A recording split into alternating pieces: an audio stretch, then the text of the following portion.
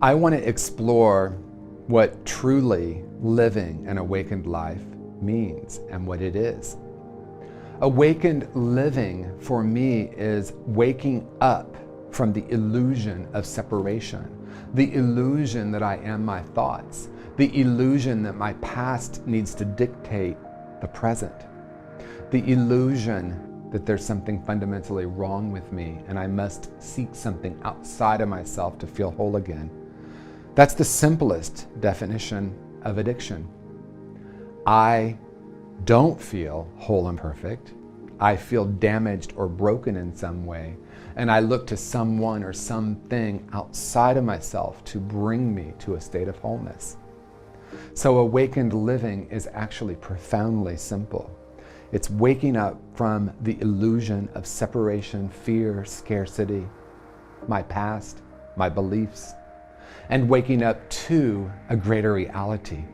And that reality is that I am a whole and perfect spiritual being, that each of us is a perfect expression of source energy, divine nature, Buddha nature, true nature.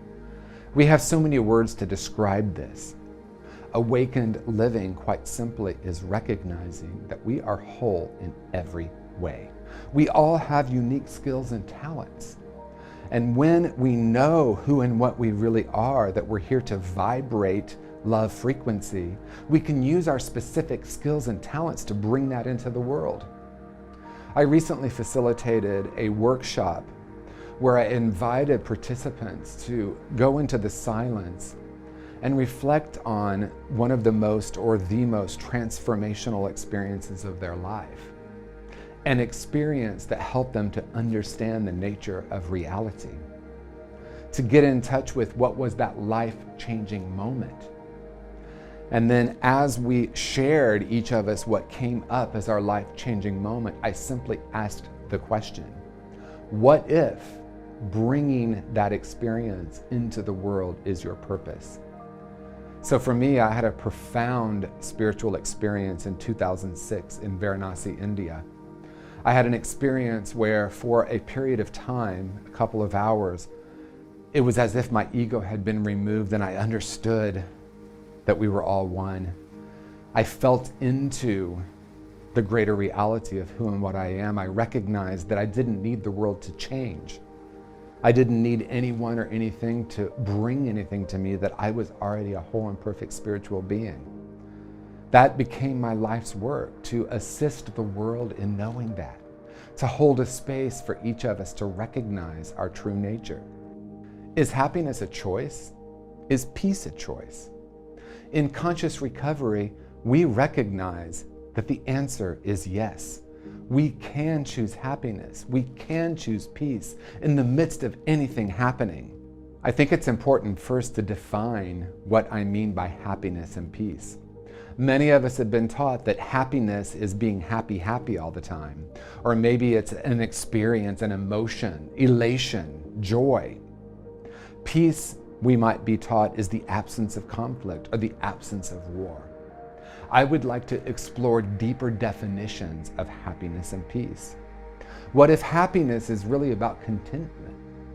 What if happiness is really about living wide open? Our hearts are open, our minds are open. We're open and curious to what is ours to do, who we've come here to be. Happiness in that way can be a choice. I can choose to remain open in the midst of anything.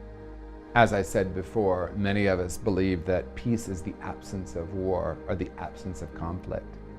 But as we've been exploring throughout conscious recovery, what if peace was a decision that we make? That peace is not a destination, it's a way of being. We can bring that frequency of peace into the world. We can indeed make a difference in our own life and in the lives of others by being the frequency of peace.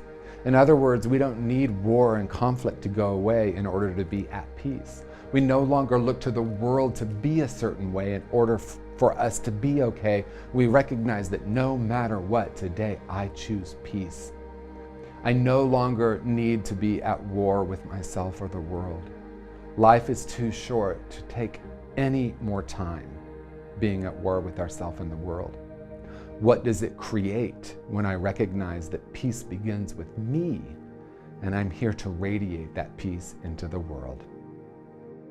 What if I could be free from my old beliefs and ideas? What if I could recognize that I don't need anything in the world to change in order to be free? True freedom is a new relationship with self. It's recognizing that I have thoughts, but I'm not my thoughts. I can be free no matter what. And the final aspect of awakened living for me is awakening into service. Recognizing that a truly fulfilling life is a life in service to the world in some way. This is true for me. I don't know if it's true for you, but as I wake up to the greatest truth of who and what I am, I naturally want to bring that into the world, not from a place of the world is broken and I need to help fix it, but from a place of this is such a powerful experience for me. I've woken up to this greater reality. I'm no longer dictated by my past. I am free. I choose happiness. I choose peace. I naturally want to bring that into the world. And as I said before, each one of us has a unique skill set, unique gifts, a unique way of bringing that into the world. So I invite you to explore the question, how can I serve today?